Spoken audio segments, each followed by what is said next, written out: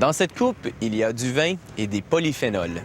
N'ayez pas peur, ce sont des substances antioxydantes contenues dans la peau des raisins et qui ont entre autres comme propriété de retarder certains effets du vieillissement. De là à ce qu'on retrouve des bouteilles de vin sur les tablettes des pharmacies, il y a tout de même un pas. Ou si on veut être dans le ton, on dirait il y a loin de la coupe aux lèvres. Mais du raisin à la coupe, vous allez voir, il y a encore beaucoup plus que ça. C'est dans les climats tempérés que les vignes poussent le mieux. Plus les raisins sont mûrs, plus le vin sera sucré. Les viticulteurs attendent donc le plus longtemps possible avant de faire la récolte. Les cueilleurs ramassent les raisins à la main, en coupant les grappes à l'aide de sécateurs. Pour le vin rouge, tout le raisin y passe, le jus, la peau, la pulpe et même les pépins de raisin rouge. Pour le vin blanc, on utilise seulement le jus des raisins blancs. C'est la qualité des raisins qui déterminera en tout premier lieu la qualité du vin. La température, la condition du sol et la façon dont les vignes sont taillées ont toute leur importance.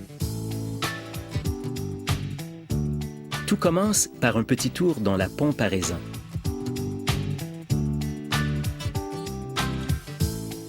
Puis dans le pressoir qui en extraira tout le jus.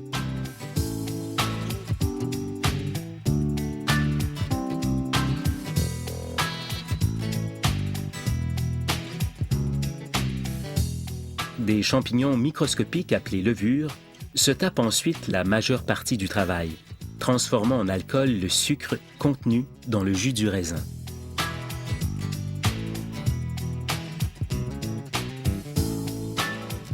Cette fermentation se déroule dans des réservoirs d'acier inoxydable, remplis du précieux liquide.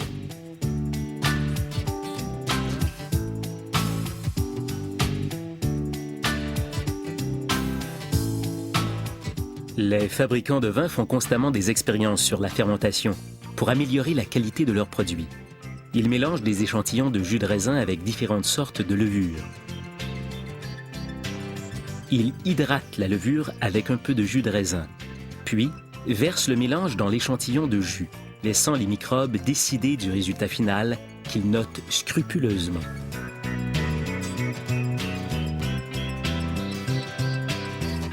Les grands réservoirs de fermentation sont réfrigérés. Aucune place n'est laissée à l'improvisation. Le vin blanc doit être fermenté à 17 degrés Celsius, le vin rouge de 30 à 35 degrés. La durée de la fermentation est de 3 semaines pour le vin blanc, 10 jours pour le vin rouge. Non, on n'obtient pas le vin rosé en mélangeant un peu des deux, mais en utilisant des raisins rouges qu'on laisse fermenter lentement, comme pour le vin blanc. La fabrication du vin rouge exige une étape supplémentaire. Pendant la fermentation, on vide le réservoir pour aérer le vin. L'oxygène aide alors la levure à agir plus rapidement pendant la courte période de fermentation de 10 jours. Puis, on procède à l'opération de remontage, pompant à nouveau le vin dans le réservoir pour un mélange complet. Pendant la fermentation, on ne surveille pas seulement la température, mais aussi le niveau de sucre.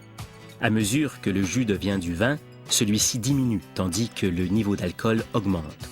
Sauf pour les vins très sucrés, la fermentation est terminée lorsqu'il n'y a plus de sucre et que le taux d'alcool atteint 11 à 13 % sans excéder 11,5 % pour les vins blancs et rosés. Le vin est entreposé pendant quelques mois puis passe à travers plusieurs filtres sous pression pour se débarrasser de toutes ces particules.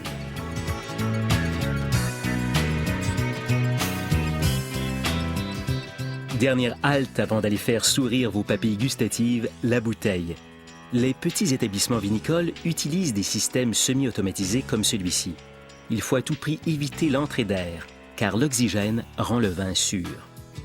Les bouteilles de vin coloré protègent le vin de la lumière, qui peut elle aussi avoir un effet sur son goût. Depuis la nuit des temps, le fameux bouchon de liège est très apprécié, car il crée une bonne étanchéité qui garde l'air à l'extérieur. Au fait, saviez-vous que le liège vient d'une écorce qui repousse lorsqu'on l'arrache? L'arbre ne souffre donc jamais de notre passion pour le vin.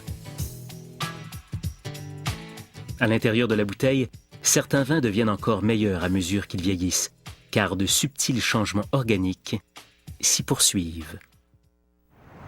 Aujourd'hui, il faut